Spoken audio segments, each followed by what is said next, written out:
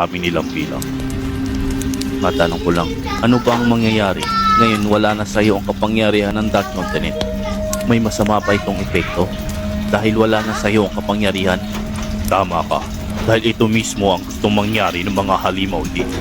Nais nilang makuha o mawala sa akin ang kapangyarihan na bumabalase sa lugar na ito. Ang kapangyarihan ng Dark Continent. Kung mangyari man na mapasa kanila ang kapangyarihan, hindi lang ang lugar na ito ang pamumunuan at sasakupin nila. Ngayon malinaw na sa akin ang bagay-bagay. Umabot na sa punto na hindi na sila kontento sa lugar na ito. Binabalak na rin nilang sakupin ang lugar ng mga tao. Tama ba ako, Don Briggs? Tama, sinabi mo, si. Walang ibang nag-isip ng napakasamang plano nito, kundi ang hari ng mga Brian. Nakakatakot siya.